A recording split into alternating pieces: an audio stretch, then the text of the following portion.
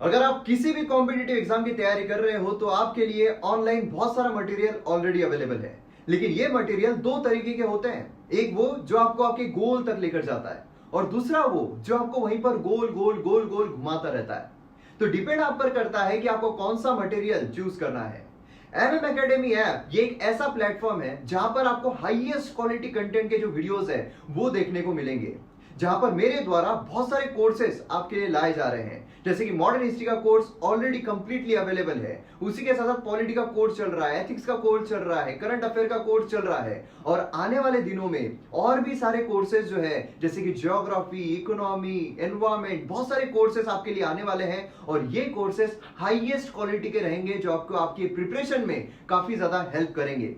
तो आप MM academy app को डाउनलोड कीजिए और जो डेमो लेक्चर्स है उन्हें एक बार देखिए। उसी के साथ साथ आपको प्रिपरेशन में हेल्प करने के लिए जो पीडीएफ है वो भी अवेलेबल रहेगी, जहां से आप रिवाइज कर सकते हो, क्योंकि रिवीजन ये बहुत ज्यादा इंपॉर्टेंट होती है। और एमएम एकेडमी ऐप ये पहला प्लेटफॉर्म है जहां पर स्टूडेंट्स के साथ इंडिविजुअली मैं लाइव इंटरेक्ट करता हूं, जहां पर उनके जितने भी डाउट्स होंगे, भले वो एकेडमिक हो या पर्सनल हो, वो सब मैं सॉल्व करता हूं। तो जल्द से जल्द डाउनलोड कीजिए एमएम एकेडमी ऐप और वीडियोस को जय एंजॉय हिंद कीजिए। दोस्तों, स्वागत है आप सभी का आज के इस वीडियो में। तो अगर आपने M M academy app download नहीं किया है तो जल्द से जल्द कीजिए। प्राइजेस इंक्रीज होने वाले हैं, आपको यहाँ पर बहुत ही कॉम्प्रहेंसिव डिटेल कोर्सेस मिलने वाले हैं जिससे कि आपको बहुत ज़्यादा फ़ायदा मिलेगा। तो इसीलिए यहाँ पर मॉडर्न हिस्ट्री बोलिए, पॉलिटी बोलिए, ज्योग्राफी बोलिए, एथिक्स बोलिए, बहुत सारे कोर्सेज जो है वो चल रहे हैं। बहुत सारे कोर्सेज आने वाले हैं, जैसे कि इकोनॉमी हो गया, बहुत सारे कोर्सेज आने वाले हैं। तो इसीलिए जल्द से जल्द सब्सक्रिप्शन लीजिए और वीडियोज़ को एंजॉय कीजिए। तो आइए आज हम 11 सितंबर का जो एनालिसिस है वो देखते हैं। काफ़ी अच्छे तरीके से आर्टिकल्स को समझने की कोशिश करेंगे। और आप मुझे फेसबुक, इंस्टाग्राम पर फॉलो कर सकते हो। पीडीएफ वीडियो अपडेट्स के लिए टेलीग्राम पर फॉलो कर सकते हो, लिंक सभी की डिस्क्रिप्शन में दी हुई है। तो आइए यहाँ पर मैप बेस्ड एक्सरसाइज जो है वो देख लेते हैं। तो यहाँ पर आप देख सकते हो कि ये प्लेस जो है, ये प्लेस कौन सी है आपको बताना है। तो आपको करना क्या है, वीडियो को पॉज करना है, इसके रिगार्डिंग इन्फॉर्मेशन लिखना है और फिर वीडियो को रिज्यूम करना है। तो चलिए सबसे पहले हम न्यूज़पेपर जो है उस पर नज़र डाल लेते हैं। पूरा एक न्यूज़पेपर जो है उसका गो थ्रू कर लेते हैं, जो भी इंपॉर्टेंट न्यूज़ आर्टिकल्स रहेंगे उसकी डिटेल्स देख लेते हैं और उसी के साथ जो इंपॉर्टेंट बॉडीज़, ऑर्गेनाइजेशंस होंगे उसके बारे में डिटेल देख लेते हैं और फिर यहाँ पर जो एडिटोरियल्स है उन्हें कवर करते हैं। तो आइए यहाँ पर हम आते हैं हमारे न्यूज़पेपर पर। तो आज अगर हम देखें तो जो फ्रंट पेज है, फर्स्ट पेज है, उस पे हमें फर्स्ट न्यूज़ जो है काफ़ी इंपॉर्टेंट देखने को मिलती है, जो कि है पैंगोंग लेक के बारे में। तो पैंगोंग में जो फिंगर्स है उसके रिगार्डिंग आप सभी को पता है किस तरीके से चीज़ें हैं वो चल रही है। और जो फिंगर्स है उसमें फिंगर 1, फिंगर 2, फिंगर 3, फिंगर 4, इस तरीके से फिंगर्स देखने को मिलते हैं। और ऐसा बोला जा रहा था कि जो चाइनीज सोल्जर्स है वो फिंगर 4 तक आ चुके थे और फिंगर 4 के बाद अब उन्हें बाहर जो है वो खदेड़ दिया गया है। तो अब फिंगर्स कौन कौन से हैं, तो यहाँ पर आप इस फोटो में देख सकते हो। यहाँ पर आपको देखने को मिलेगा जो फिंगर 1 है, यहाँ पर है फिंगर 2, यहाँ पर फिंगर 3 है ना। और यहाँ पर अगर आप देखोगे तो पेंगोंग लेक, हमें यहाँ पर पेंगोंग लेक देखने को मिलता है। पेंगोंग लेक कहाँ पर है, आप सभी ने देखा होगा कि जो अपना 3 इडियट्स मूवी है उसका जो लास्ट सीन है उसमें आमिर खान जो है वो पेंगोंग लेक जो है वहीं पर देखने को मिलते हैं। अब ऐसे सिनारियो में जो पेंगोंग लेक है वो 1/3 अगर देखा जाए तो इंडिया के कंट्रोल में आता है और 2/3 अगर देखा जाए तो वो चाइना के कंट्रोल में आता है। अब इसमें जो ये फिंगर्स है, तो फिंगर 4 तक यहाँ पर आप देख सकते हो, यह है लाइन ऑफ एक्चुअल कंट्रोल। तो लाइन ऑफ एक्चुअल कंट्रोल और लाइन ऑफ कंट्रोल, इसमें भी आपको डिफरेंस पता होगा। ये वाला अगर हम पूरा मैप देखते हैं तो यहाँ पर हमें ये लद्दाख देखने को मिलता है और यहाँ पर जम्मू एंड कश्मीर देखने को मिलता है। अब इसमें यहाँ की जो लाइन है ये है लाइन ऑफ कंट्रोल, है ना। मतलब अगर मैं रफली निकालूं तो लाइन ऑफ कंट्रोल है ना। और यहाँ पर ये अगर हम देखें इधर साइड हमें देखने को मिलती है लाइन ऑफ एक्चुअल कंट्रोल। तो लाइन ऑफ एक्चुअल कंट्रोल अगर देखा जाए तो ये हमारी चाइना के साथ है, लाइन ऑफ कंट्रोल अगर देखा जाए तो ये हमारी पाकिस्तान के साइड है। अब दोनों में डिफरेंस क्या है, दोनों में डिफरेंस ये है कि जो लाइन ऑफ एक्चुअल कंट्रोल है ये डिमार्केटेड नहीं है और लाइन ऑफ कंट्रोल अगर देखा जाए तो ये डिमार्केटेड है, क्योंकि जब वॉर हुआ था तो उसके बाद ये दोनों ही गवर्नमेंट की तरफ से फिक्स किया गया था कि हाँ भैया ये लाइन ऑफ कंट्रोल हमें देखने को मिलती है। लेकिन इस तरीके से लाइन ऑफ एक्चुअल कंट्रोल जो है उसे डिमार्केट नहीं किया गया था, दोनों की तरफ से ये मान्यता जो है वो नहीं मिली थी। तो अब यहाँ पर अगर हम लाइन ऑफ एक्चुअल कंट्रोल देख लेते हैं तो ऐसा बोला जा रहा है कि चाइनीज सोल्जर जो है वो यहाँ तक आ गए थे, मतलब लगभग 8 किलोमीटर जो है उन्होंने अंदर घुसपैठ कर दी थी फिंगर 4 तक। और यहाँ पर हमें जो स्टैंड अप है वो एरिया देखने को मिलता है। अब यहाँ से उनको बाहर जो है वो खदेड़ा गया है, ऐसा बोला जा रहा है। तो बेसिकली आपको पता क्या रहना चाहिए, ये फिंगर्स के बारे में पता रहना चाहिए। उसी के साथ साथ जो पैंगोंग लेक है उसके रिगार्डिंग पता रहना चाहिए। 1/3 जो इंडिया के ताबे में, 2/3 जो है वो चाइना के कंट्रोल में आता है। और उसी के साथ साथ एक और जो इम्पोर्टेंट चीज है वो ये है कि world's highest salt water lake है। कौन सा है? सॉल्ट वाटर लेक हमें देखने को मिलता है। देखिए, आपको ऐसा क्वेश्चन आ सकता है कि ये हाईएस्ट फ्रेश वाटर लेक है ना? और आपको लगेगा कि हाँ, इतने हाइट पर है तो फ्रेश वाटर लेक हो सकता है, लेकिन ये हाईएस्ट सॉल्ट वाटर लेक है। ये भी चीज बहुत ज्यादा इंपॉर्टेंट है जो आपको पता रहना चाहिए। ध्यान दीजिएगा, ऐसे ही क्वेश्चन आपको आते हैं। बाकी अगर हम देखें तो बाकी इसमें हमें कुछ जानने की इतनी खासी कुछ जरूरत नहीं है। तो अब यहाँ पर फर्स्ट जो है हमारा कंप्लीट हो जाता है। नेक्स्ट यहाँ पर हम देखते हैं तो ये वाला हमें देखने को मिलता है कि मार्केट जो है वो सर्ज हुआ है, मार्केट जो है वो बड़ा है। कब? जब यहाँ पर अमेजोन जो है वो 40% रिलायंस रिटेल में डालने की कोशिश करेगा, मतलब 40% स्टेक्स जो है वो यहाँ पर आ सकते हैं। तो आप यहाँ पर देख सकते हो जो स्टेक्स ऑफर किए गए हैं फॉर $20 बिलियन, ठीक है, ये हमें यहाँ पर देखने को मिलता है। मतलब 20 बिलियन फंड रेज जियो प्लेटफॉर्म के लिए रिलायंस इंडस्ट्रीज लिमिटेड जो है उसने कहा है कि वो यहाँ पर पैसा रेज करने के मूड में है। और उसी के साथ साथ 40% स्टेक जो है वो यहाँ पर रिलायंस रिटेल वेंचर जो है उसका अमेजोन ले सकता है। मतलब यहाँ पर बेसिकली हो क्या रहा है, चलो भैया तुम भी अमीर हो हम भी अमीर है, दोनों अमीर बन के और अमीर बनते हैं, है ना? तो ये चीज हमें यहाँ पर देखने को मिल रही है। और यहाँ पर अगर आप देखोगे तो जो इंडिया का लार्जेस्ट रिटेलर है ना, तो उसमें यहाँ पर काफी स्ट्रेंथनिंग जो है वो आ सकती है। तो ये भी चीज काफी ज्यादा इंपॉर्टेंट हो जाती है। तो बाकी अगर हम देखें तो इतना कुछ खासी चीज यहाँ पर नहीं है।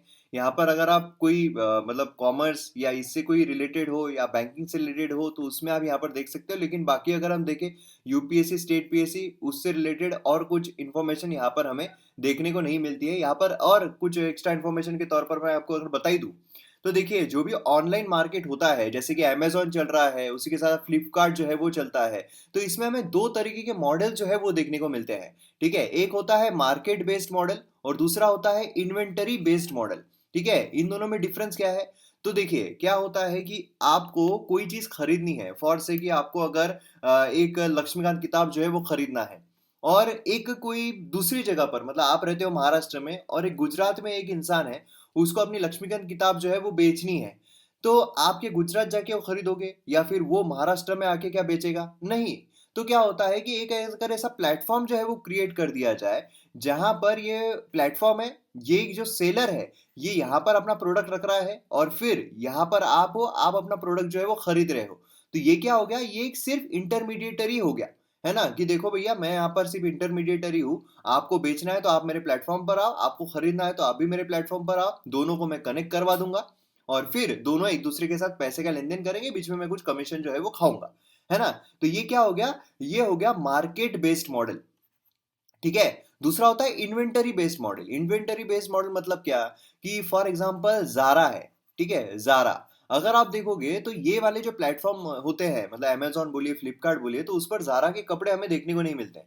उनका अपना खुद का एक वेबसाइट है। अब वो जो वेबसाइट है, ठीक है, उस पर सिर्फ जारा के कपड़े जो है वही मिलेंगे, मतलब जिनकी कंपनी है उनकी ही वेबसाइट है और उनके ही जो प्रोडक्ट है वो बेच रहे हैं। ठीक है, तो ऐसे जो होता है उसे कहा जाता है इन्वेंटरी बेस्ड मॉडल।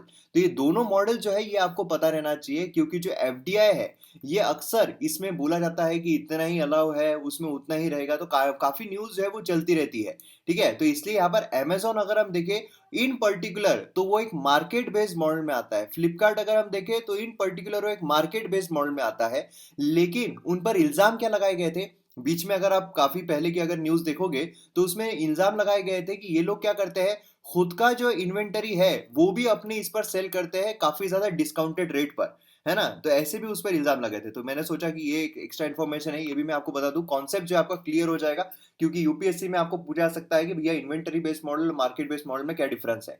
ठीक है, तो ये दो चीज हमें यहाँ पर देखने को मिली है इस पर। और उसी के साथ यहाँ पर अगर हम देखें तो दूसरी न्यूज आर्टिकल है, उत्तर प्रदेश जो है more than half of NSA यहाँ पर अरेस्ट हुए हैं इस साल काउ स्लॉटरिंग के लिए। ठीक है, काउ स्लॉटरिंग के लिए हमें यहाँ पर देखने को मिल रहे हैं। तो अब आप बोलोगे भैया इसमें न्यूज इंपॉर्टेंट क्या है? इसमें न्यूज इंपॉर्टेंट है एनएसए के बारे में। मतलब यहाँ पर क्या है, नेशनल सिक्योरिटी एक्ट है, एनएसए है ना, नेशनल सिक्योरिटी एक्ट जो है, इसके बारे में आपको यहाँ पर इंफॉर्मेशन रहनी ही चाहिए, क्योंकि आपको ये नहीं पूछा जाएगा कितने केसेस जो है किसके लिए रहे हैं, लेकिन वो भी अगर हम देख भी लेते हैं तो हमें यहाँ पर देखने को मिलता है 1716 केसेस जो है under UP prevention of cow slaughter act जो है वो 4000 अरेस्ट किए गए हैं। उसी के साथ यूपी गैंगस्टर एक्ट जो है इतने किए गए हैं, और गुंडा एक्ट जो है यहाँ पर देखने को मिल रहा है, एनएसए अगेंस्ट 76, इस तरीके से हमें जो फिगर्स है वो देखने को मिल रही है। अब यहाँ पर अगर हम एनएसए देखते हैं तो ये काफी ज्यादा इंपॉर्टेंट हो जाता है। तो अब यहाँ पर एनएसए जो है उसके रिगार्डिंग हम यहाँ पर जान लेते हैं एनएसए बेसिकली क्या है। तो एनएसए अगर हम देखें, नेशनल सिक्योरिटी एक्ट, ये आया कब था, नेशनल सिक्योरिटी एक्ट जो है वो आया कब था, ये सबसे इंपॉर्टेंट चीज आज है। तो ये आया था 1980 का एक्ट है, ध्यान देना है आपको, 1980 का है ना। और उसी के साथ ये बेसिकली क्या है, ये प्रिवेंटिव डिटेंशन लॉ है। क्या है, प्रिवेंटिव डिटेंशन लॉ है। अब देखिए डिटेंशन दो प्रकार के होते हैं, एक होता है पुनिटिव, एक कौन सा होता है, पुनिटिव होता है, दूसरा होता है प्रिवेंटिव। ठीक है, पुनिटिव का मतलब क्या होता है कि आपने कोई क्राइम कर दिया और फिर उसके बाद आपको डिटेन किया गया है, तो उससे हम कहते हैं पुनिटिव डिटेंशन। प्रिवेंटिव मतलब क्या है कि आपने अभी तक गुनाह किया नहीं है लेकिन आप पे डाउट है कि आप कर सकते हो और आपको ले लिया गया है, उससे हम कहते हैं प्रिवेंटिव डिटेंशन। तो यहाँ पर प्रिवेंटिव डिटेंशन जो है उससे रिलेटेड है एनएसए, ठीक है, नेशनल सिक्योरिटी एक्ट। और इसमें क्या किया जाता है, डिटेन किया जाता है किसी व्यक्ति को, फ्यूचर में वो क्राइम कर सकता है उस चीज के लिए। तो अब यहाँ पर अगर आप देखोगे तो आर्टिकल में कौन सा आर्टिकल हमारा ये देता है कि भैया प्रिवेंटिव डिटेंशन हो सकता है। तो अगर आपने एमएम एकेडमी के पॉलिटी के लेक्चर्स देखे हैं तो आपको इजीली पता चल जाएगा, जो हमारा आर्टिकल 22 उसका सब क्लॉज 3 अगर हम देखें, उसमें हमें देखने को मिलता है ना, कि यहाँ पर प्रिवेंटिव डिटेंशन जो है वो किया जा सकता है।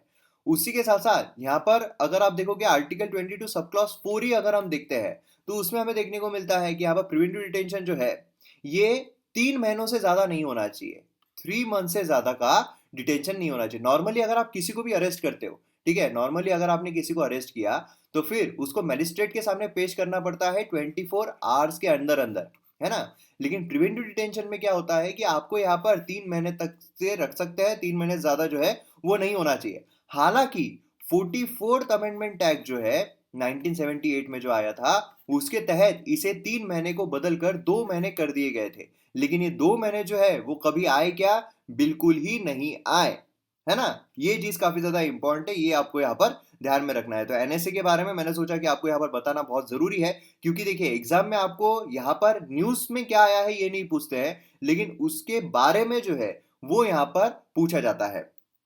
तो चलिए यहाँ पर ये वाला जो न्यूज है ये भी हमारा कंप्लीट हो गया है।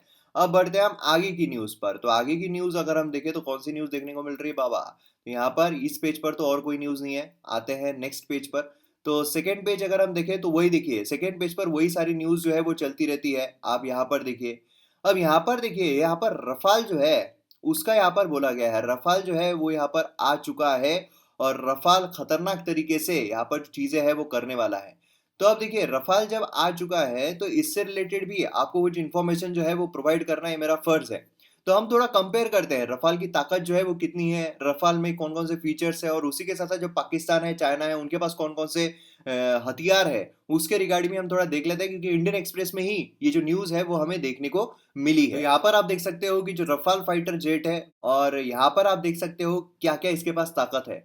तो यहाँ पर जबरदस्त तरीके की ताकत हमें देखने को मिलती है, मतलब यहाँ पर जो साउंड की स्पीड है उससे ऑलमोस्ट यहाँ पर डबल जा सकता है। अब देखिए साउंड की स्पीड अगर हम देखें तो मैच, ये मैंने आपको बताया था, है ना, डिफरेंस भी मैंने आपको बताया था कल के इसमें, जो सुपर सोनिक है, सब सोनिक है, हाइपर सोनिक है, इसमें डिफरेंस क्या होते हैं। सोनिक मतलब क्या है, साउंड की जो स्पीड होती है, ठीक है, तो ये ऑलमोस्ट डबल स्पीड से जो है वो जा सकता है। उसी के साथ साथ ये एक मल्टी रोल कैपेबिलिटी है इसके पास। मल्टी रोल कैपेबिलिटी मतलब क्या है, तो मल्टी रोल कैपेबिलिटी अगर हम देखें तो अलग अलग तरीके के रोल जो है वो अदा कर सकता है, जिसमें electronic warfare, air defence, ground support, in depth strike, है ना, ये सारी चीजें ये कर सकता है। अब यहाँ पर अगर हम चाइना के साथ कंपेयर करते हैं, चाइना कौन सा है, तो चाइना का हमें यहाँ पर देखने को मिलता है J20, ठीक है, J20, यहाँ पर चेंगू जेट जो है वो हमें देखने को मिलता है, तो चेंगू ही है। यहाँ पर आप देखोगे तो चाइना का जो चेंगू जेट है इसे 5th जनरेशन क्या कहा जाता है, 5th जनरेशन कॉम्बैट जेट कहा जाता है, कंपेयर टू 4.5 जनरेशन रफाल। ठीक है। और J-20 जो है नो एक्चुअल कॉम्बैट एक्सपीरियंस, और उसी के रफाल जो है ये कॉम्बैट प्रूवन है, ठीक है। और उसी के साथ साथ यहाँ पर यूज किया गया है फ्रेंच एयरफोर्स के द्वारा काफी मिशंस में, अफगानिस्तान बोलिए, लीबिया बोलिए, माली बोलिए, उसके मिशंस में इस्तेमाल किया गया है, ठीक है। तो ये चीज हमें यहाँ पर देखने को मिलती है। फिर नेक्स्ट अगर हम यहाँ पर देखते हैं तो कुछ भी न्यूज आर्टिकल पेपर में नहीं है। फिर उसके बाद यहाँ पर अगर हम देखें 4th पेज पर आए तो यहाँ पर जो दिल्ली में रह रहे हैं उनके लिए है कि साउथ दिल्ली जो है वहां पर प्रॉपर्टी बाय करना कॉस्टलियर हो सकता है। अब उसका कारण अगर हम देखें तो कारण हमें देखने को मिल रहा है, एक जो ये है इंसर्शन है वो किया गया है। यहाँ पर आप देख सकते हो ट्रांसफर ड्यूटी जो है वो यहाँ पर इंक्रीज कर दी गई है, तो इसके वजह से होने वाला है। तो जिनको भी लेना है वो यहाँ पर ले सकते हैं। बाकी एग्जाम पर्सपेक्टिव से न्यूज आर्टिकल इंपॉर्टेंट नहीं है, सिटी से रिलेटेड है। फिर यहाँ पर नेक्स्ट जो न्यूज आर्टिकल जो हमारे एग्जाम पर्सपेक्टिव से इंपॉर्टेंट आती है वो है यहाँ पर जो इलेक्शंस है डिप्यूटी स्पीकर जो होते हैं उनके बारे में। तो यहाँ पर आप देख सकते हो डिप्यूटी स्पीकर जो है उनके बारे में ये काफी इंपॉर्टेंट है। क्यों इंपॉर्टेंट है? क्योंकि जो स्पीकर होते हैं, डिप्यूटी स्पीकर होते हैं, उसके रिगार्डिंग उनके इलेक्शंस के बारे में आपको पता रहना जरूरी है। देखिए हालांकि पॉलिटी का जो लेक्चर है पार्लियामेंट का वो कंप्लीट हो चुका है एमएम एकेडमी ऐप पर, तो उस पर पूरा कवर किया है मैंने। अगर हम पार्लियामेंट देखें तो उसमें हमें लोकसभा और राज्यसभा देखने को मिलते हैं। लोकसभा में प्रिसाइडिंग ऑफिसर जो है वो होते हैं स्पीकर, और राज्यसभा में प्रिसाइडिंग ऑफिसर जो है वो होते हैं चेयरमैन। अब यहाँ पर स्पीकर और चेयरमैन में डिफरेंस क्या है? स्पीकर जो है वो उन्हीं लोगों में से होते हैं, मतलब जो लोकसभा है उसमें से ही किसी एक को चुना जाता है ना। और फिर यहाँ पर चेयरमैन अगर हम देखें तो ये कौन होते हैं? ये एक्चुअल में होते हैं वाइस प्रेसिडेंट, क्योंकि जो वाइस प्रेसिडेंट है वो एक्स ऑफिशियो चेयरमैन होते हैं राज्यसभा के। अब यहाँ पर क्या होता है, जो स्पीकर है, ध्यान दीजिएगा, जो स्पीकर है उनके इलेक्शन होते हैं। इलेक्शन डेट जो है वो प्रेसिडेंट के द्वारा फिक्स की जाती है, राष्ट्रपति फिक्स करते हैं कि भैया कौन से डेट को इलेक्शंस होने वाले हैं। और फिर इलेक्शंस होते हैं, जो लोकसभा के लोग हैं वही वोट करते हैं, और फिर जो स्पीकर है वो चुनकर आते हैं। अब यहाँ पर जो डिप्यूटी स्पीकर है उनके इलेक्शन की डेट जो है वो स्पीकर फिक्स करते हैं कि भैया मैं फिक्स कर रहा हूँ कौन सी डेट रहेगी। और फिर यहाँ पर क्या होता है, लोकसभा के लोग ही यहाँ पर वोट करते हैं, और फिर उनमें से ही जो डिप्यूटी स्पीकर है वो चुनकर आते हैं। अब यहाँ पर अगर हम चेयरमैन देखें तो चेयरमैन तो वाइस प्रेसिडेंट होते हैं, इसलिए उस तरीके का नॉर्मल इलेक्शन होता नहीं है। वाइस प्रेसिडेंट के जो इलेक्शन है वो होते हैं, है ना। और उसी के साथ साथ जो डेप्यूटी चेयरमैन होते हैं उनके लिए नॉर्मल वही पूरा ये होता है कि उन्हीं लोगों में से, राज्यसभा में से ही लोग जो है वो चुनकर आते हैं। तो ये कुछ बेसिक पॉलिटी से रिलेटेड चीजें हैं जो आपको यहाँ पर पता रहना जरूरी है, और यही बताने के लिए ये वाला न्यूज आर्टिकल जो है मैंने कवर किया है। नेक्स्ट यहाँ पर हमें देखने को मिलता है प्रधानमंत्री मत्स्य संपदा योजना, ठीक है। प्रधानमंत्री मत्स्य संपदा योजना, ये यहाँ पर बोला जा रहा है कि फिश एक्सपोर्ट जो है डबल कर देगा 3 to 4 ईयर्स में। अब यहाँ पर जो मत्स्य संपदा योजना है इसके रिगार्डिंग तो हम कवर करते हैं, लेकिन उसी के साथ साथ हम यहाँ पर जो क्वेश्चन है इससे रिलेटेड कैसा पूछा जा सकता है वो भी कवर करते हैं, जो कि क्वेश्चन मैंने इंक्लूड किया है कौन बनेगा आईएएस सीरीज में। तो चलिए क्वेश्चन देखते हैं। तो यहाँ पर आप देख सकते हो क्वेश्चन आया है कि प्रधानमंत्री मत्स्य संपदा योजना जो है उसके रिगार्डिंग कुछ स्टेटमेंट दिए गए हैं, और आपको करेक्ट स्टेटमेंट कौन सा है ये पहचाना है। पहला है कि ये एम करता है कि जो प्रोडक्शन है वो बूस्ट किया जा सके, और उसी के साथ साथ जो फार्मर की इनकम है उसे यहाँ पर डबल किया जा सके। उसी के साथ साथ ये एम करता है कि यहाँ पर फिशरीज क्लस्टर जो है वो क्रिएट किया जा सके बैकवर्ड और फॉरवर्ड लिंकेजेस के साथ। तो अब इसमें आपको यहाँ पर करना क्या है, आपको जो करेक्ट स्टेटमेंट होगा ये बताना है। तो देखिए यहाँ पर आपको सही तरीके से करेक्ट स्टेटमेंट जो है वो बताना है, ठीक है। तो चलिए कोशिश कीजिए बताने की, फटाफट फटाफट, आपके पास 1 मिनट है, और फटाफट यहाँ पर सही जो स्टेटमेंट होगा आपके तरफ से वो यहाँ पर आप बताइए। उसके बाद हम यहाँ पर सही स्टेटमेंट जो है वो देखते हैं कौन सा है। तो अगर हम फर्स्ट स्टेटमेंट की तरफ देखें, फर्स्ट स्टेटमेंट हमें देखने को मिलता है कि ये यहाँ पर बूस्ट करेगा ये, और फार्मर की इनकम जो है उसे डबल करेगा। तो ये स्टेटमेंट बिल्कुल सही हो जाता है, ठीक है। और दूसरा है कि यहाँ पर जो फिशरीज क्लस्टर है वो बिल्ड किया जाएगा बैकवर्ड और फॉरवर्ड लिंकेजेस के साथ। तो ये भी स्टेटमेंट बिल्कुल सही होता है, इसलिए अगर हम करेक्ट स्टेटमेंट देखें तो इसमें हमें सी जो है ये देखने को मिलता है। तो यहाँ पर आप देख सकते हो पूरा जो मत्स्य संपदा योजना है उसके रिगार्डिंग डिटेल इंफॉर्मेशन दी गई है, और यही खासियत है कौन बनेगा आईएएस सीरीज की, कि इसमें जो पीआईबी से रिलेटेड न्यूज होती है, जो यहाँ पर न्यूज़पेपर से रिलेटेड न्यूज होती है, जो यहाँ पर एआईआर से रिलेटेड न्यूज होती है, तो सारी ही न्यूज जो है वो एमसीक्यू के फॉर्म में कवर की जाती है। और एक्सप्लेनेशन सेक्टर में आपको जितना भी एक्सप्लेनेशन रहेगा उससे रिलेटेड वो सारी इंफॉर्मेशन भी आपको दी जाती है, जिससे कि प्रीलिम्स और मेंस दोनों ही इसमें आपको यहाँ पर फायदा मिले। तो यहाँ पर आप देख सकते हो रिसेंटली प्रधानमंत्री मत्स्य संपदा योजना जो है ये यहाँ पर लॉन्च की गई डिजिटली। अब इसमें इसका एम क्या है? एम है कि क्लस्टर और एरिया बेस्ड अप्रोच जो है यहाँ पर रखा जा सके, जिससे कि फिशरीज क्लस्टर जो है बैकवर्ड और फॉरवर्ड लिंकेजेस के साथ वो यहाँ पर प्रोवाइड किया जा सके। अब यहाँ पर क्या है कि फिश प्रोडक्शन जो है उसे यहाँ पर एनहांस करना है बाय एडिशनल 70 लाख टन, और यहाँ पर फिशरीज एक्सपोर्ट जो है वो भी यहाँ पर काफी ज्यादा इंक्रीज कर देना है, जैसे कि आप यहाँ पर देख सकते हो। उसी के साथ साथ यहाँ पर जो इनकम है फार्मर की, फिश फार्मर की, वो यहाँ पर डबल की जा सके। हमने देखा हुआ है ना, नॉर्मल फार्मर की जो इनकम है 2022 तक हमें डबल करना है। ठीक है। अब यहाँ पर अगर आप देखोगे तो 55 लाख डायरेक्ट और इनडायरेक्ट गेनफुल एम्प्लॉयमेंट अपॉर्चुनिटीज जो है वो यहाँ पर फिशरीज सेक्टर जो है वो प्रोवाइड कर सकता है, ऐसा भी यहाँ पर बोला गया है। अब ये जब हम बात कर रहे हैं तो बट ऑब्वियस आत्मनिर्भर भारत जो है वो आएगा ही। तो आत्मनिर्भर भारत जो है वो भी हमें देखने को मिलता है, फ्लैगशिप स्कीम है जो यहाँ पर आत्मनिर्भर भारत पर फोकस कर रही है ना। और यहाँ पर अगर आप देखोगे तो सेंट्रल सेक्टर स्कीम हमें देखने को मिल रही है। Central sector scheme, central sector scheme और सेंट्रली स्पॉन्सर्ड स्कीम में डिफरेंस क्या होता है? सेंट्रल सेक्टर स्कीम होती है कि यहाँ पर जो सेंट्रल गवर्नमेंट है पूरा कॉस्ट वही बॉर्न करती है। सेंट्रली स्पॉन्सर्ड स्कीम मतलब क्या होता है कि यहाँ पर कुछ हिस्सा जो है वो केंद्र सरकार देती है, कुछ हिस्सा राज्य सरकारें देती है ना। और उसी के साथ साथ यहाँ पर जो ई गोपाला ऐप है ये भी काफी न्यूज में हमें देखने को मिल रहा है इसी से रिलेटेड।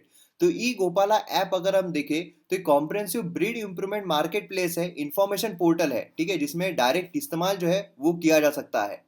तो ये भी चीज काफी ज्यादा इंपॉर्टेंट है। और सीमेंट स्टेशन, ये भी देखिए सीमेंट स्टेशन मतलब यहाँ पर बेसिकली क्या है कि भैया अच्छे तरीके से सीमेंट जो है रिटेंशन उसका किया जाएगा। ये स्टैब्लिश किया गया है राष्ट्रीय गोकुल मिशन इसके द्वारा, और इतना इन्वेस्टमेंट जो है उसमें हमें देखने को मिल रहा है। तो अब आपको पूरा समझ में आ गया जो मत्स्य संपदा योजना है इसका ऑब्जेक्टिव क्या है, एम क्या है, किस तरीके से ये इन्वॉल्व है, कौन कौन सी चीजें इसमें की जा रही है। तो ये सारी चीजें हमने यहाँ पर देख ली है इंक्लूडिंग दी एमसीक्यू। तो अब यहाँ पर मत्स्य संपदा योजना हमने देख लिया है। अब बढ़ते हैं नेक्स्ट पेज की तरफ। तो यहाँ पर अगर हम नेक्स्ट पेज पर आते हैं तो यहाँ पर मोदी और अबे इन्होंने की डिफेंस अग्रीमेंट जो है साइन किया है। अब देखिए यहाँ पर अगर आप देखोगे ये जो अबे है ये तो रिजाइन कर दिया था, आपको ऐसा लगे शिंजो अबे ने, लेकिन देखिए लास्ट उसकी ट्रिप थी, इसके बाद अब उसने रिजाइन जो है वही कर दिया है। तो यहाँ पर आप देख सकते हो कि जो डिफेंस पैक्ट है वो हमें यहाँ पर देखने को मिल रहा है। डिटेल में एक्सप्लेन सेक्शन में आएगा ही, कल आ जाएगा, तो इसलिए ये हम अच्छी तरीके से डिस्कस वैसे भी करने वाले हैं। सिर्फ एक ओवरऑल इंफॉर्मेशन आपको रहे इसलिए मैंने यहाँ पर लिया है। अब यहाँ पर आप देखोगे शिंजो आबे जो है has been a valuable G7 leader India के लिए, काफी खूबसूरत तरीके का रहा है। इसने बोलिए आप स्ट्रेटेजिक, इकोनॉमिक, पॉलिटिकल सभी पर्सपेक्टिव से काफी ज्यादा साथ जो है इंडिया का वो दिया है ना। और उसी के साथ यहाँ पर लास्ट समिट जो है, अभी की लास्ट समिट हमें देखने को मिल रही है बिफोर ही स्टेप्स डाउन। तो ये चीज हमें यहाँ पर देखने को मिल रही है। कन्वर्सेशन हुआ है काफी सारी चीजों के, इस पर यहाँ पर फोकस जो है वो किया गया है। खासकर अगर हम डिफेंस देखें तो उस पर हमें अच्छा खासा यहाँ पर देखने को मिल रहा है। तो ये भी न्यूज आर्टिकल जो है काफी ज्यादा इंपॉर्टेंट है। अब यहाँ पर नेक्स्ट अगर हम देखें तो हमें ये देखने को मिल रहा है कि जो सेंटर है उसने कहा है स्टेट्स को कि आप RT-PCR टेस्ट कीजिए, जिससे कि यहाँ पर रैपिड एंटीजन टेस्ट जो होती है उससे जो भी फॉल्स नेगेटिव टेस्ट है वो यहाँ पर हम कैप्चर कर सके। आप देख सकते हो कितनी ज्यादा जो केसेस है वो इंक्रीज हो रहे हैं, है ना, यहाँ पर आप देख सकते हो। तो देखिए क्या है बेसिकली अगर हम देखें तो एंटीजन जो होता है उसमें क्या है कि आपका ब्लड ले लिया, उसमें देखा गया कि एंटीबॉडीज है या नहीं है। एंटीबॉडीज है तो मतलब आप पॉजिटिव हो, एंटीबॉडी नहीं है मतलब आप नेगेटिव हो या फिर आप रिकवर्ड हो चुके हो। अब इसमें बेसिकली क्या होता है कि आपने अगर ये कर लिया तो ये बहुत ही शॉर्ट टर्म होती है, और कभी कभार ये फॉल्स टेस्ट भी देती है, कभी कभार मतलब most of the time false test देती है। तो इसीलिए यहाँ पर अगर आप देखोगे तो जो PCR टेस्ट है वो यहाँ पर करने की बात की जा रही है, जिसमें क्या होता है क्योंकि कोरोना वायरस जो है उसमें हमें DNA देखने को नहीं मिल रहा है ना, उसमें हमें देखने को मिल रहा है RNA। तो RNA जो है उसे कन्वर्ट किया जाता है DNA में, फिर उसके बाद उसे एम्पलीफाई किया जाता है, फिर उसके बाद टेस्ट की जाती है कि भैया पॉजिटिव है या नेगेटिव है। ठीक है, तो ये चीज हमें देखने को मिलती है। तो ये भी आपको पता रहना बहुत जरूरी है, क्योंकि देखिए टोटल केसेस अगर हम देखें तो कितने ज्यादा यहाँ पर इंक्रीज होते हुए, महाराष्ट्र देखिए आप, आंध्र देखिए, तमिलनाडु देखिए, सटासट सटासट इंक्रीज होते हुए हमें देखने को मिल रहे हैं, और काफी बुरी तरीके से, है ना। तो ये भी चीज इंपॉर्टेंट है। अब यहाँ पर देखिए group B, group C, group D exam के लिए फैक्चुअल इन्फॉर्मेशन आती है, फैक्चुअल क्वेश्चंस आते हैं कि कौन यहाँ पर ऑक्सीजन प्लांट जो है कोविड के लिए सेट कर रहा है। तो MP मध्य प्रदेश जो है उसके द्वारा यहाँ पर सेट किया जा रहा है। नेक्स्ट यहाँ पर अगर हम देखें तो हमें यहाँ पर देखने को मिलता है कि NGT जो है गाइडलाइन सीक कर रही है फॉर सिगरेट, बीड़ी, ठीक है, यहाँ पर डिस्पोज करने के लिए। तो अब यहाँ पर एक बहुत ही इंपॉर्टेंट क्वेश्चन आ जाता है आप सभी के लिए। क्वेश्चन क्या है? क्वेश्चन ये है कि एनजीटी जो है, नेशनल ग्रीन ट्रिब्यूनल, ये क्या है? क्योंकि देखिए नेशनल ग्रीन ट्रिब्यूनल के बारे में भी सीधे क्वेश्चंस आपको आ सकते हैं, ठीक है। तो नेशनल ग्रीन ट्रिब्यूनल अगर हम देखें तो ये हमें देखने को मिले, क्योंकि यहाँ पर न्यूज आर्टिकल में क्या दिया है ये आपको एग्जाम में नहीं पूछा जाएगा। एनजीटी आया है तो नेशनल ग्रीन ट्रिब्यूनल के बारे में पूछा जा सकता है। तो ये एक स्पेशलाइज्ड एजेंसी है, ठीक है। एनजीटी क्या है? ये एक स्पेशलाइज्ड एजेंसी है जो सेटअप की गई है एक्ट के तहत। कब? 2010 में। कब सेटअप की गई है? 2010 में। जिससे कि जो भी एनवायरमेंटल प्रोटेक्शन से रिलेटेड केसेस रहेंगे, फॉरेस्ट नेचुरल रिसोर्सेज से रिलेटेड केस रहेंगे, वो यहाँ पर डिस्पोज किए जा सकते हैं। और जो एनजीटी यहाँ पर लाया गया था इंडिया में, कब लाया गया? 2010 में। तो ये इंडिया जो है वो थर्ड कंट्री बना था, थर्ड कंट्री जिसने इस तरीके का कोई एक्ट जो है वो लेकर आया। अब इसके पहले दो कौन थे? तो एक हमें ऑस्ट्रेलिया देखने को मिल रहा था, दूसरा हमें न्यूजीलैंड देखने को मिल रहा था। तो ये भी पॉइंट काफी ज्यादा इंपॉर्टेंट हमें देखने को मिलता है, ठीक है। और उसी के साथ साथ यहाँ पर आप देखोगे तो एनजीटी जो है 5 जगह पर उसकी सीटिंग है। न्यू दिल्ली वो प्रिंसिपल प्लेस है उसका, फिर भोपाल में भी है, पुणे में भी है, कोलकाता में भी है, चेन्नई में भी है, ठीक है। और स्ट्रक्चर अगर हम देखें ना, स्ट्रक्चर में हमें एनजीटी में एक चेयरपर्सन जो है ये देखने को मिलता है, जो कि यहाँ पर चेयर करता है, जुडिशियल मेंबर एक्सपर्ट होता है वो। और चेयरपर्सन जो है अपॉइंट किया जाता है सेंट्रल गवर्नमेंट के द्वारा, चीफ जस्टिस ऑफ इंडिया जो रहेंगे उनके कंसल्टेशन के साथ, ठीक है। तो ये भी ये चीज हमें देखने को मिलती है। और एनजीटी जो है ये मोस्टली जो भी लॉ से रिलेटेड हो, जो भी चीजें हो, वो सारी की सारी यहाँ पर कवर की जाती है। मतलब यहाँ पर जो सिविल केसेस रहेंगे, मतलब वाटर एक्ट बोलिए 1974 का, वाटर सीज एक्ट बोलिए 1977 का, फॉरेस्ट एक्ट बोलिए 1980 का, सारे यहाँ पर देखता है। लेकिन एक एक्ट नहीं देखता है जिस पर क्वेश्चन जो है वो पूछा जा सकता है। अब वो कौन सा एक्ट है? वो है वाइल्ड लाइफ प्रोटेक्शन एक्ट। वो है वाइल्ड लाइफ प्रोटेक्शन एक्ट 1972 का। इसके लिए इसका नहीं चलता है, और ये क्वेश्चन जो है आपको सीधा एग्जाम में पूछा जा सकता है। तो इस पर भी आपको यहाँ पर ध्यान देना है, ठीक है। तो जो भी इंपॉर्टेंट चीजें हैं एनजीटी के बारे में मैंने आपको यहाँ पर बता दी है। तो अब यहाँ पर हमारा ये भी जो है वो कवर हो चुका है। नेक्स्ट यहाँ पर हम देखें, कैनेडियन थिंक टैंक जो है उन्होंने कहा है पाकिस्तान जो है खालिस्तान ग्रुप के पीछे है। अब देखिए खालिस्तान ग्रुप, अब वो ठीक है ऐसा बोला जा रहा है, अब वो खालिस्तान के बारे में आपको पता होगा। तो यहाँ पर हम देखें दूसरी न्यूज आर्टिकल जो है वो ये है कि फ्रांस यहाँ पर यूएनएससी सीट के लिए बैक कर रहा है इंडिया को, जो कैंडिडेचर है यूएनएससी उसके लिए बैक कर रहा है। अब यहाँ पर इंपॉर्टेंट क्वेश्चन आता है यूएनएससी के बारे में, यूनाइटेड नेशन सिक्योरिटी काउंसिल के बारे में, है ना। तो यूएनएससी अगर हम देखें तो एस्टेब्लिश किया गया यूएन चार्टर 1945 के तहत, और उसी के साथ ये one of the 6 principal organ है यूनाइटेड नेशन का, है ना। और यहाँ पर काउंसिल अगर हम देखें तो हमें टोटल 15 जो लोग हैं वो देखने को मिलते हैं। 5 परमानेंट है और बाकी 10 हमें नॉन परमानेंट देखने को मिलते हैं। 5 परमानेंट अगर हम देखें वो कौन कौन से हैं, वो हमें यूएसए मतलब यूनाइटेड स्टेट्स, फिर उसके बाद रशियन फेडरेशन, फिर फ्रांस, चाइना, यूके, इस तरीके से हमें जो 5 परमानेंट मेंबर्स है वो देखने को मिलते हैं। इनके पास वीटो होता है। बाकी नॉन परमानेंट मेंबर जो है 2-2 साल के लिए आते हैं और वो चेंज होते रहते हैं। और इसका हेडक्वार्टर जो है, हेडक्वार्टर कहाँ पर है? न्यूयॉर्क में हमें देखने को मिलता है। तो ये भी इंफॉर्मेशन जो है काफी ज्यादा इंपॉर्टेंट है, इस पर ध्यान दीजिएगा। चलिए ये भी हमारा कंप्लीट हो गया पेज। अब बढ़ते हैं हम नेक्स्ट पेज की तरफ। तो नेक्स्ट पेज में हम देखें तो यहाँ पर हमें एडिटोरियल आइडियाज पेज ही देखने को मिल रहा है। तो ये तो हम एडिटोरियल देख लेंगे उसमें। फिर यहाँ पर हम देखें तो ये है परेश रावल। परेश रावल को अपॉइंट किया गया है एनएसडी का chairman, national school of drama, उसका चेयरमैन करके अपॉइंट किया गया है। तो देखिए नेशनल स्कूल ऑफ ड्रामा जो है वो दिल्ली में है, और इस पर भी कई बार क्वेश्चन जो है वो पूछे गए हैं नेशनल स्कूल ऑफ ड्रामा पर भी, क्योंकि वहां पर एक महोत्सव होता है, भारत रंग महोत्सव, ठीक है। तो भारत रंग महोत्सव थीम क्या क्या है, कौन से साल में कौन सी थीम थी, वो अक्सर एग्जाम में पूछा जाता है। तो उसके बारे में आप देख लीजिएगा, ठीक है। रेयरली पूछा जाता है लेकिन फिर भी पूछा जाता है, तो पता रहना आपको जरूरी है। यहाँ पर देखिए आज भी यूएपीए के बारे में बोला गया है, कल ही हमने उसके बारे में कवर किया था, है ना। तो इस तरीके से क्या होता है, रोज हमारी रिवीजन भी हो जाती है। एक्सप्लेन सेक्शन देखें तो ये हम देखने वाले हैं, ये भी मतलब इसमें से तीनों आर्टिकल हम देखेंगे। फिर यहाँ पर वर्ल्ड न्यूज पर जब हम आते हैं तो इसमें हमें देखने को मिलता है कि यहाँ पर जो एक्सप्लोजन हमें देखने को मिला था, फिर से यहाँ पर बेरूट पोर्ट, यहाँ पर जो फायर आउटब्रेक है वो हमें देखने को मिला है। तो एक बार अब इतना न्यूज में चल ही रहा है तो चलिए एक बार हम वो मैप जो है वो भी देख लेते हैं, कहाँ पर हमें बेरूट जो है वो देखने को मिलता है। तो ये है यहाँ पर मिडिल ईस्ट का जो एरिया है, यहाँ पर हमें भारत देखने को मिल रहा है, यहाँ पर ईरान, यहाँ पर इराक, यहाँ पर सीरिया, है ना। और जैसे जैसे हम जूम करेंगे यहाँ पर हमें लेबनान जो है वो देखने को मिल रहा है, और लेबनान के वहीं पर अगर हम जूम करते हैं तो यहाँ पर हमें बेरूट जो है ये देखने को मिल रहा है। अब इस साइड अगर आप देखोगे तो इस साइड हमें क्या है, मेडिटेरियन सी देखने को मिल रहा है ना। कौन कौन से कंट्री से बॉर्डर है ये भी आपको अक्सर एग्जाम में पूछा जा सकता है। तो यहाँ पर आप देख सकते हो एकदम कोस्टल इस पे बेरूट जो है वो सिचुएटेड है।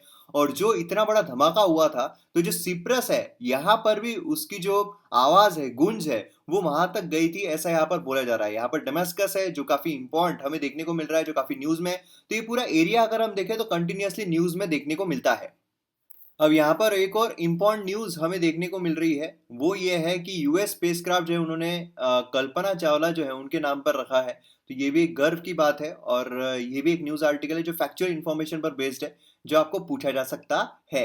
और यहाँ पर अगर आप देखोगे तो चाइना जो है उसके अगेंस्ट में यहाँ पर बोला जा रहा है, यूएसए की तरफ से खुलेआम बोला जा रहा है कि आसियान जो है तुम भैया जोश में आओ, जोश में आओ। ठीक है। अब यहाँ पर आपको पता होगा जो साउथ चाइना सी है वहां पर 9 डैश लाइन है, तो उसमें सारे प्रॉब्लम्स चल रहे हैं, तो उसके रिगार्डिंग में हमने देखा हुआ है। अब यहाँ पर नेक्स्ट हम इकोनॉमी सेक्शन में आते हैं, तो उसमें भी हमें कुछ देखने को मिल रहा है। यहाँ पर यूनाइटेड जो अनाउंसमेंट है वो डायरेक्ट फ्लाइट्स की गई है, यूनाइटेड स्टेट से डायरेक्ट फ्लाइट जो है इंडिया को, उसके बारे में ये वाला आर्टिकल जो है ये बात कर रहा है। बेसिकली अगर आप देखोगे तो देखिए यूएसए में काफी ज्यादा डायस्पोरा इंडिया का, तो हो सकता है इलेक्शंस आने वाले, इलेक्शन का चक्कर बाबू भैया, इलेक्शन का चक्कर, तो यहाँ पर जो फ्लाइट्स है वो शुरू कर दी गई है, डायरेक्ट फ्लाइट, जिससे कि यहाँ पर लोग जो है वो आना जाना कर सके। तो यही चीज हमें यहाँ पर देखने को मिल रही है। हाँ, बूस्टिंग मिलेगी, लोग जो है वो आना जाना करेंगे, कल्चरल टाइज होगा, जो इकोनॉमी है उसमें बूस्टअप आ सकता है। तो ये चीज हमें एक देखने को मिल रही है। और बोला यही गया है यूएसए की तरफ से कि इतने सारे लोग डायस्पोरा वहां पर रह रहा है, तो इसलिए शुरू करना जरूरी है। और भी यहाँ पर जो फ्लाइट से हम शुरू करेंगे। यहाँ पर अगर आप देखो क्रिसिल जो उसने रिवाइज किया है फाइनेंशियल 21 के लिए जीडीपी कॉन्ट्रैक्शन जो है 9% पर, क्योंकि पेंडेमिक के क्या होगा वो बताते नहीं आता है। जोमेटो यहाँ पर रेज कर रहा है 104 मिलियन फ्रेश फंडिंग में। ठीक है। और आईपीओ में, तो अब आईपीओ जो है ये शायद आपको बताना जरूरी है, आईपीओ क्या होता है। तो देखिए क्या होता है कि जब भी पैसा आपको रेस करना है, ठीक है, फंडिंग अगर आपको रेस करना है, तो आप कैसे कर सकते हो। अगर आपको के बिजनेस के लिए पैसा चाहिए तो आप क्या कर सकते हो, आप लोन जो है वो ले सकते हो, या फिर आप शेयर मार्केट से पैसा उठा सकते हो। तो जब आप सबसे पहली बार कोई शेयर में एंटर कर रहे हो तो उसे कहा जाता है आईपीओ, इनिशियल पब्लिक ऑफरिंग। ठीक है। फिर उसका सेकेंडरी मार्केट में जाता है, फिर उसका शेयर के इसमें बेचे जाता है। तो आईपीओ मोस्टली सस्ता होता है एज कम्पेयर टू शेयर्स, क्योंकि आईपीओ इनिशियल ऑफरिंग हो रही है, उसके बाद शेयर में जैसे उसकी डिमांड रहेगी, जैसे प्रॉफिटेबिलिटी रहेगी कंपनी की, उस हिसाब से वो चेंज होते रहता है। तो आईपीओ में और शेयर में आपको डिफरेंस पता रहना चाहिए, प्राइमरी मार्केट, सेकेंडरी मार्केट। ठीक है। तो ये चीज भी काफी ज्यादा इंपॉर्टेंट हो जाती है। तो ये पूरा न्यूज़पेपर जो है हमने यहाँ पर देख लिया है, क्योंकि बाद में यहाँ पर स्पोर्ट्स न्यूज जो है वो देखने को मिल रही है, जो हमारे एग्जाम पर्सपेक्टिव से इंपॉर्टेंट नहीं है। तो पेपर में इस तरीके की न्यूज है, और उसका जो डिटेल्ड है वो हमने यहाँ पर देखा है। अब चलिए बढ़ते हैं हम हमारी पीपीटीज की तरफ।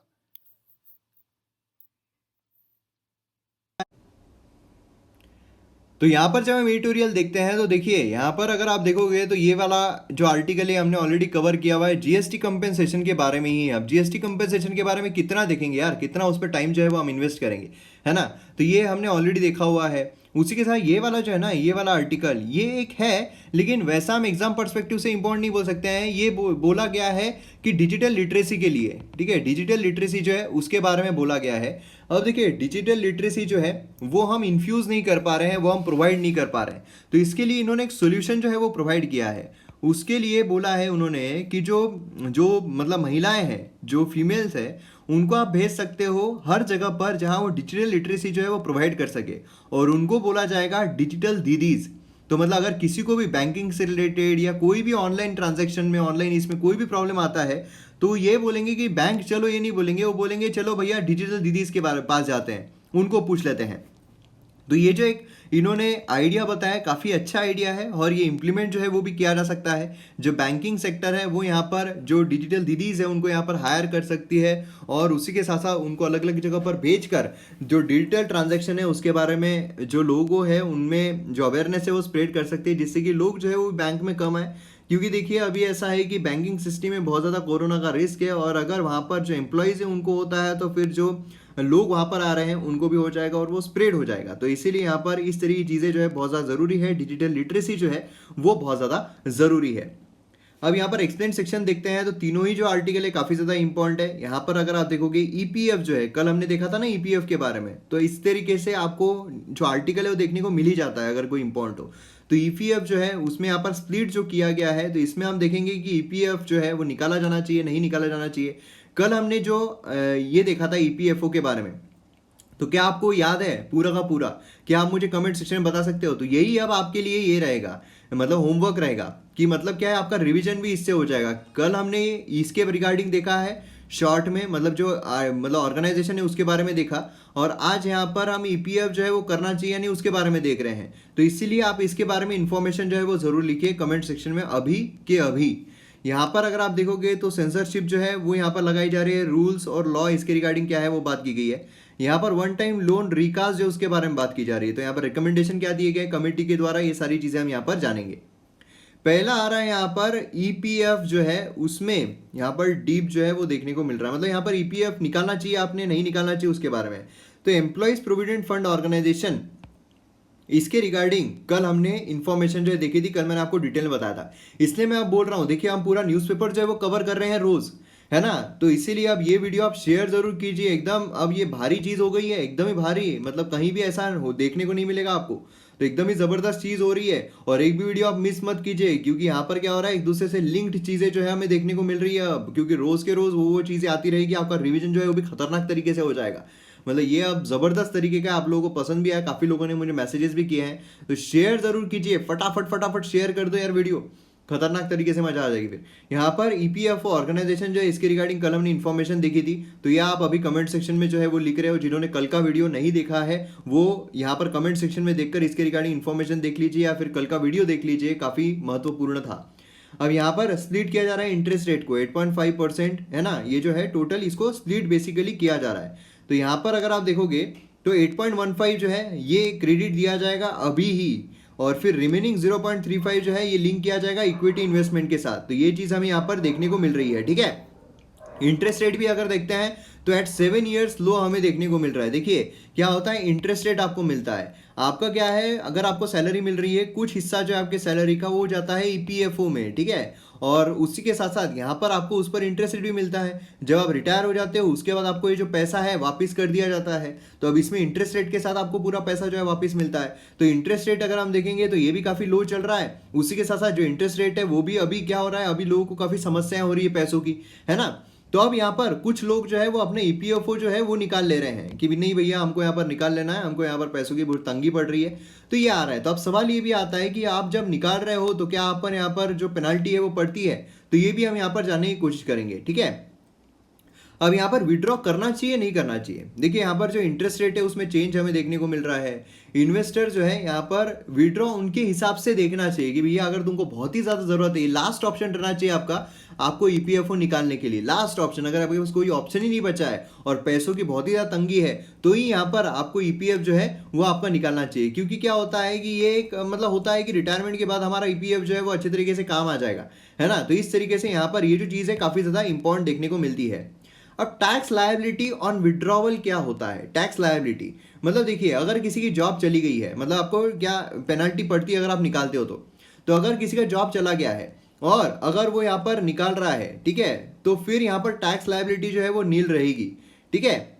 और उसी के साथ साथ यहाँ पर अगर उसने विड्रॉ किया है पीएफ से after 5 years of continuous employment, मतलब उसने यहाँ पर 5 साल का कंटिन्यूस उसका एम्प्लॉयमेंट हुआ है, उसके बाद उसने यहाँ पर निकाला है, कंटिन्यूस एम्प्लॉयमेंट रहना चाहिए, फिर भी यहाँ पर टैक्स लायबिलिटी जो है कुछ भी नहीं रहेगी। और यहाँ पर अगर उसने जॉब लॉस हुआ और 2 महीने के लिए वो अगर वो जॉब लॉस पे ही है तो फिर अगर वो निकालता है तो उसको कुछ भी नहीं लगेगा। लेकिन अगर उसका 5 साल का टेन्योर कंप्लीट होने का है, ठीक है, अगर वो मंत्री पद का उसका टेन्योर कंप्लीट होने का है और अगर उसने पीएफ जो है वो निकाल लिया, तो फिर यहाँ पर 10% जो है वो विड्रॉल का यहाँ पर डिडक्शन रेट जो है वो लगेगा। तो ये भी एक चीज काफी इंपॉर्टेंट है, इसके रिगार्डिंग में आपको क्वेश्चन जो है वो पूछा सकता है। अब यहाँ पर क्या है, लास्ट रिसोर्ट क्यों रहना चाहिए, क्योंकि देखिए इंटरेस्ट रेट जो है फिक्स किया गया 8.5%, है ना, और ये टैक्स फ्री है ऑल द 3 स्टेजेस, इन्वेस्टमेंट बोलिए, एक्युमुलेशन बोलिए, विड्रॉल बोलिए। अब पोस्ट टैक्स इंटरेस्ट इनकम अगर हम देखें, मतलब प्री टैक्स इनकम जो है 12.4% ऑफ समवन जिसका इनकम जो है 30% मार्जिनल टैक्स ब्रैकेट में फॉल कर रहा है। मतलब इन शॉर्ट अगर आपको समझ में नहीं आया है, इन शॉर्ट आप इतना समझ लीजिए कि भैया उसका जो अभी टैक्स पड़ रहा है और जो उसको आने वाला है, क्योंकि जब ये विड्रॉ करेगा तो उसमें तो उसको टैक्स पड़ेगा नहीं, है ना। तो आज अगर हम देखें तो जितना वो टैक्स ब्रैकेट में पड़ रहा है तो उतना वो कम इसमें आ रहा है, ठीक है। तो यहाँ पर अगर आप देखोगे state bank of India offer कर रहा है interest rate 5.4%, okay, fix deposit अगर हम देखें तो उसके हिसाब से तो काफी अच्छा यहाँ पर इंटरेस्ट रेट उसको मिल रहा है ना। तो इस तरीके से बाकी भी अगर हम देखें तो यहाँ पर सुकन्या समृद्धि योजना 7.6, बाकी अगर हम देखें तो देखिए हर जगह यहाँ पर इंटरेस्ट रेट कम है। अब भले ही यहाँ पर कम लाया गया है लेकिन 8.5% भी जो है काफ़ी अच्छा खासा है। नेक्स्ट यहाँ पर हमें देखने को मिल रहा है आरबीआई एक्सपर्ट पैनल जो रिकमेंड किया है वन टाइम लोन रिकास्ट। अब देखिए क्या होता है कि अगर मैंने यहाँ पर लोन ले लिया, ठीक है, मैंने लोन ले लिया, अब लोन लेने के बाद मेरा यहाँ पर जो पेंडेमिक है उसकी वजह से बिजनेस जो है वो काम नहीं कर रहा है। तो बिजनेस अगर काम नहीं कर रहा है तो क्या होगा, मैं यहाँ पर क्या करूँगा कि जो एनपीए वो हो जाएगा। लेकिन जो मोरेटोरियम है ये प्रोवाइड किया गया था जिसके तहत एनपीए जो है वो नहीं हो सकता है। अब हुआ क्या है कि मेरा जो बिजनेस कम हुआ है वो हुआ है कैश क्रंच की वजह से। किसकी वजह से? कैश क्रंच की वजह से। अगर मेरे पास कैश आ जाए, आज भी अगर मुझे पैसा मिल जाए तो हो सकता है कि मेरा बिजनेस जो है बैक टू नॉर्मल हो जाए, है ना। तो इसीलिए यहाँ पर क्या है, जो लोन मैंने यहाँ पर लिया था अभी तो मैं नहीं फेड पाऊंगा उसको, अभी तो मैं नहीं दे पाऊंगा। लेकिन अगर कुछ ऐसा किया जाए कि फिर से मुझे कुछ पैसा इंड्यूस कर दिया जाए बैंक के द्वारा और मेरा जो ये बिजनेस है वो बैक टू नॉर्मल आ जाए तो फिर मैं यहाँ पर लोन जो है फिर से प्रोवाइड कर सकता हूँ। यही चीज़ यहाँ पर की जा रही है, मतलब लोन रिकास्ट जो है यही किया जा रहा है। 5 मेंबर एक्सपर्ट कमेटी देखने को मिली जिसे हेड कर रहे थे केवी कामत, फॉर्मर चेयरमैन है आईसीआईसीआई बैंक के। रिसेंटली उन्होंने रिकमेंडेशन यहाँ पर दिया है कि भैया वन टाइम लोन रिस्ट्रक्चरिंग जो है ये यहाँ पर होना चाहिए। जो भी बोरोवर्स रहे हैं, पेंडेमिक का जो स्ट्रेस आया है उसके वजह से जिनको हुआ है उनके लिए, ठीक है। कमिटी सेटअप क्यों की थी? यहाँ पर आप सभी को पता है कि बहुत प्रॉब्लम चल रहे थे पेंडेमिक की वजह से, लोगों को फाइनेंशियल क्रंच हो रहा था, फाइनेंशियल प्रॉब्लम्स हो, तो इससे बाहर निकलने के लिए कैसे यहाँ पर किया जाए, मोरेटोरियम कितना एक्सटेंड किया जाए, क्या लोन रिस्ट्रक्चरिंग दी जाए, इसके लिए यहाँ पर लाया गया था। तो इसीलिए यहाँ पर ये जो कमेटी है उन्होंने यहाँ पर बोला है कि भैया वन टाइम लोन रिस्ट्रक्चरिंग जो है यहाँ पर होनी चाहिए। जिससे क्या होगा, एक बार आप उनको सहूलत दे दो, एक बार आप उनको पैसा दे दो, या फिर लोन रिस्ट्रक्चरिंग जो है उसके लिए कुछ दूसरी चीज़ यहाँ पर प्रोवाइड कर दो कि आप यहाँ पर 1 लाख रुपए महीना भर रहे थे, आप यहाँ पर 50 लाख रुपए 50,000 रुपये महीना भरो। तो कुछ यहाँ पर ऐसी सुविधाएं प्रोवाइड करो। देखिए इससे ये नहीं होना चाहिए कि एवरग्रीन यहाँ पर लोन जो है वो प्रोवाइड किया जा रहा है, एनपीए हो रहा है। मतलब यहाँ पर क्या है कि भैया पैसों की तंगी पड़ी है, नहीं नहीं नहीं भैया ले लो, आपका बिजनेस आ जाएगा बरोबर रास्ते पर। फिर और प्रॉब्लम, अरे और ले लो और ले लो, इससे क्या हो रहा है, एनपीए तो इंक्रीज होता जा रहा है और इसका कई बार फायदा उठाया गया है। अगर आप देखोगे 2008 के आसपास भी कई बिजनेसेस थे जो रिसेशन की वजह से डाउन आ गए थे, वहां पर लोन रिस्ट्रक्चरिंग जो है वो दी जा रही थी और कई ऐसे बिजनेसेस है जिन्होंने गैर फायदा उठाकर लोन जो है वो ले लिया और फिर देश छोड़कर भाग गए। तो ये भी चीज़ हमें यहाँ पर देखने को मिलती है, ऐसा भी नहीं होना चाहिए। इसीलिए स्पेसिफिकली जो कोविड की वजह से, ठीक है, कोविड की वजह से अगर पहले से उनके इसमें कुछ प्रॉब्लम्स हो तो फिर उनको नहीं, लेकिन जो स्पेसिफिकली कोविड की वजह से इंपैक्ट हुए हैं कि पहले बहुत अच्छा चल रहा था लेकिन कोविड की वजह से प्रॉब्लम आ गया, उनके लिए यहाँ पर चीज़ जो है वो लाई जा रही है। अब डेथ प्रॉब्लम जो है कितना सीरियस है, तो यहाँ पर बोला गया है कि यहाँ पर 15.52 लाख करोड़ जो है वो अंडर स्ट्रेस आया है कोविड हिट होने की वजह से। तो आप समझ सकते हो कितना बुरी तरीके की हालत है ना। और उसी के साथ ऑलमोस्ट 37% जो total non food bank credit हमें यहाँ पर देखने को मिल रहा है। तो इफेक्टिवली काफ़ी ज़्यादा पैसा जो है वो यहाँ पर अंडर स्ट्रेस हमें देखने को मिल रहा है। तो इसलिए लोन रिस्ट्रक्चरिंग जो है वो होनी चाहिए, जिससे कि क्या है, वो बिजनेसेस को बाहर आने का एक मौका जो है वो तो ज़रूर मिले। की प्रपोजल्स यहाँ पर अगर आप देखोगे तो ब्रॉडली यहाँ पर उन्होंने एक्सेप्ट किया है कमेटी के रिकमेंडेशंस, ब्रॉडली अगर दिखे जाए, ठीक है। तो इसमें अगर हम देखोगे तो काफ़ी सारे, इतनी सारी चीज़ें जो है वो सारी चीज़ें उन्होंने यहाँ पर रेशोज के बलबूते पर जो रिजोल्यूशन है वो प्लान यहाँ पर सेटअप करने की बात की कि हाँ हम यहाँ पर रिजोल्यूशन जो है वो करने की बिल्कुल कोशिश जो है वो करेंगे। टैक्सेस हो, डिप्रिसिएशन हो, इंटरेस्ट हो, एडजस्टमेंट हो, सारी चीज़ें हम यहाँ पर करेंगे जिससे कि बैंक जो है उनका एनपीए भी ना हो और उसके साथ जो कंपनीज हैं उनको भी यहाँ पर फिर से प्रॉफिट पे लाया जा सके। आरबीआई जो है वो सेक्टर स्पेसिफिक सीलिंग जो है वो यहाँ पर सेटअप करने जा रहा है कि भैया कौन से इसमें कितना सीलिंग जो है वो प्रोवाइड की जाए, है ना। अब यहाँ पर देखिए जो कवरेज रेशियो है ना, ये हमारे एग्जाम पर्सपेक्टिव से इतना इंपॉर्टेंट नहीं। यहाँ पर कवरेज रेशियो होता है कि भैया कितना यहाँ पर कवरेज जो है वो दिया जाना चाहिए। जो हार्ड D2A है, जैसे कि कौन कौन से हार्ड D2A सबसे ज़्यादा, तो देखिए 4 बैलेंस शीट प्रॉब्लम याद है आपको, पहले ट्विन बैलेंस शीट प्रॉब्लम था, बैंक बोलिए और कॉर्पोरेट बोलिए, लेकिन उसमें और 2 ऐड हो गए, एक तो था रियल इस्टेट और दूसरा था NBFC।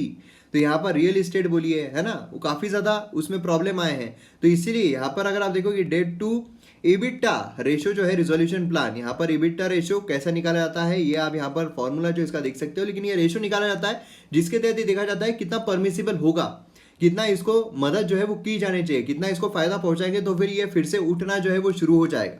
ठीक है, तो ये हमें इन क्रक्स हमें देखने को मिल रहा है।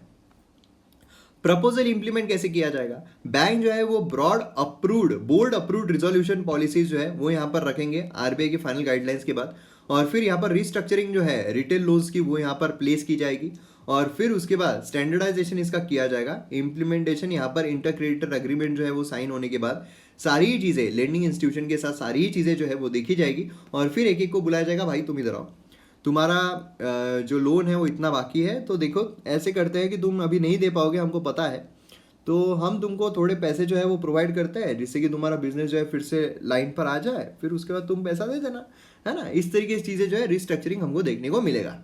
अब यहाँ पर सेक्टर कौन से अफेक्ट हुए हैं, देखिए अगर हम लिस्ट इम्पैक्ट बोले तो फार्मा, क्योंकि वो तो चल ही रहा था, टेलीकॉम वो भी चल ही रहा था, आईटी चल ही रहा था, वर्क फ्रॉम होम, एफएमसीजी लोग खरीद ही रहे थे, है ना, दुकानों में जा जाके। एफएमसीजी मतलब क्या होता है, फास्ट मूविंग कंज्यूमर गुड्स, है ना, जैसे कि अगर हम पतंजलि देखें तो फास्ट मूविंग कंज्यूमर गुड्स में आता है, बिस्किट्स बोल दीजिए, ये सब बोलिए, तो ये लोग खरीद ही रहे थे। Brokerage service, agri and food processing, ये सब चल रहा था। लेकिन अगर हम मोस्ट इंपैक्टेड देखें तो वो हो गए tourism, hotels, restaurant, construction, real estate, aviation, shipping, media entertainment वैसे इतना इम्पैक्ट नहीं हुआ है, लेकिन फिर भी एंटरटेनमेंट में बोलने के बाद हम ये बोल सकते हैं कि जो थिएटर्स है ना, ये सारी चीज़ें जो है, जो बॉलीवुड है वो तो अलग ही तरीके का ये हो गया है, तो ये सारी चीज़ें हमें यहाँ पर देखने को मिल रही है जो इफेक्ट हुए हैं, तो इनको यहाँ पर बाहर निकालना बहुत ज़रूरी है। अब यहाँ पर अदर मेजर इंडस्ट्रीज जो इम्पैक्ट हुई है, यहाँ पर आप देख सकते हैं कोविड की वजह से अलग अलग सेक्टर, तो कौन से लो इम्पैक्ट हुए हैं, मीडियम इम्पैक्ट हुए हैं और हाईली इम्पैक्ट हुए हैं, है ना। तो ये सारी चीज़ें हमें यहाँ पर देखने को मिलती है, तो आप ज़रूर देखिए, अच्छे तरीके से देखिए कौन कौन से यहाँ पर हाईली इम्पैक्ट हुए हैं और कौन कौन से इस पर यहाँ पर काम किया जा सकता है। अब सवाल ये आता है ना, आपके मन में भी आ रहा होगा कि ये जो रिस्ट्रक्चरिंग किया जाएगा इससे क्या इकोनॉमी लिफ्ट होगी, तो देखिए रिस्ट्रक्चरिंग जो अनाउंसमेंट है पास 11-19, है ना, यहाँ पर कंसर्न जो है रेस करता है, क्योंकि पहले जैसे मैंने आपको कहा था कि पहले क्या हुआ था, जो रिस्क है रिस्ट्रक्चरिंग का वो भी काफ़ी ज़्यादा है, लोग जो इसका गैर फायदा उठाकर यहाँ पर चले गए थे। तो अभी भी अगर ऐसा हो तो एनपीए जो है वो तो बढ़ते ही जाएंगे, लोग जो है वो देश छोड़कर भागते रहेंगे, तो ये नहीं होना चाहिए। तो ये एक प्रॉब्लम, ये एक समस्या जो है वो देखने को मिलती है। नेक्स्ट यहाँ पर आ रहे हैं हम सेंसरशिप जो है बिफोर द शो। अब यहाँ पर 2 शोज की बात हो रही है और सेंसरशिप की बात हो रही है। जो कोर्ट में मसला गया, एक ने बोला कि हाँ यहाँ पर जो सेंसरशिप है वो लगाओ, दूसरे ने ये प्ली जो है वो लेने से मना कर दिया। तो यहाँ पर कंसर्न रेज होते हैं freedom of speech and expression के, जो हमारे आर्टिकल 19 जो है उसमें दिया गया है। अब देखिए डिफरेंट कोर्ट्स है, रिसेंटली उन्होंने कॉन्फ्लिक्टिंग रूलिंग यहाँ पर प्रोवाइड की है 2 शो प्रोग्राम, एक सुदर्शन टीवी पर और नेटफ्लिक्स डॉक्यूमेंट्री जो है बैड बॉय बिलियनियर उस पर। तो यहाँ पर क्वेश्चन जो है fundamental right of freedom of speech and expression उस पर यहाँ पर रेज किए जाते हैं। अब देखिए यहाँ पर बेसिकली डिसाइड क्या किया गया है, तो दिल्ली हाई कोर्ट जो उसने यहाँ पर इशू किया है injunction after nothing that the propose telecast on Sudarshan TV, यहाँ पर कोड जो है वो यहाँ पर वायलेट कर रहा है cable TV network regulation act 1995 का। सेक्शन 5 यहाँ पर प्रिस्क्राइब करता है कि आप कोई भी ऐसी चीज़ ट्रांसमिट नहीं कर सकते हो, रीट्रांसमिट नहीं कर सकते हो केबल सर्विस के थ्रू, ठीक है, अनलेस ये जो प्रोग्राम है ये इस कोड को, ये जो कोड यहाँ पर दिया गया है इसको सही तरीके से फॉलो नहीं करता हो। नेटफ्लिक्स केस अगर हम देखें, हाई कोर्ट ने डिसमिस कर दिया है जो पिटिशन है वो, ठीक है, और यहाँ पर रेमेडी जो है वो फाइल करने को बोला है सिविल सूट में कि भैया तुमको इंडिविजुअली यहाँ पर हैम्पर कर रहा है। अगर हम पहला वाला देखें ना, जो सुदर्शन टीवी का है, वो अगर हम देखें तो वो एक कम्युनिटी को हैम्पर कर सकता है या फिर देश का जो एक हारमोनी है उसको हैम्पर कर सकता है, ये है।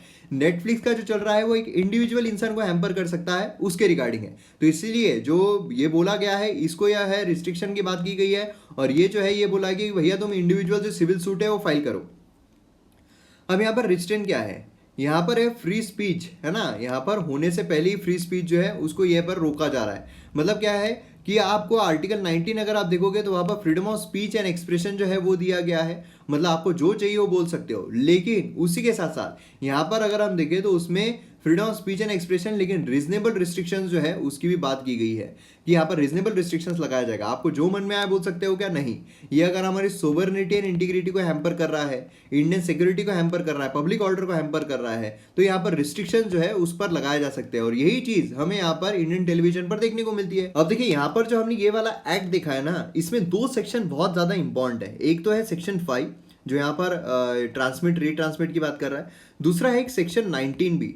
सेक्शन 19 जो है बेसिकली प्रोहिबिट करता है कि आप ब्रॉडकास्ट नहीं कर सकते हो ऐसे प्रोग्राम पर जो हेट्रेड है या फिर जो डिसआर्ग्यूमेंट है, डिसएग्रीमेंट है, वो यहाँ पर प्रपोज करता हो, प्रमोट करता हो रिलीजन के लिए, रेस के लिए, लैंग्वेज के लिए, कास्ट के लिए। तो ये भी एक चीज काफी इंपॉर्टेंट है। सेक्शन 19 एंड सेक्शन 5 जो है यहाँ पर cable television network regulation act 1995 का। ओटीटी प्लेटफॉर्म देखा जाए तो ओटीटी प्लेटफॉर्म जो होते हैं ओवर द टॉप, इसमें अर्ट बालाजी ये सारी चीजें आती है। तो मोस्ट टिप्स में अगर हम देखें ओटीटी प्लेटफॉर्म, तो उसमें हमें जो रेगुलेशंस है, रिस्ट्रिक्शंस है, वो ऑलमोस्ट ना के बराबर ही देखने को मिलते हैं। अब तक हम बोल सकते हैं कि अब तक ऐसे कोई रिस्ट्रिक्शन जो है वो नहीं लाए गए हैं, इसलिए जो अर्ट बालाजी वो काफी ज्यादा चर्चा में, न्यूज में भी हमें देखने को मिल रहा था। तो यहाँ पर हमारा जो वीडियो है वो खत्म हो रहा है। यहाँ पर आप देख सकते हो जो मैप बेस्ड एक्सरसाइज है उसका यहाँ पर नैरोबी केनिया हमें देखने को मिल रहा है। और MM Academy ऐप अगर आपने डाउनलोड नहीं किया तो जल्द से जल्द कीजिए। मिलते हैं हम अगले वीडियो में। जय हिंद।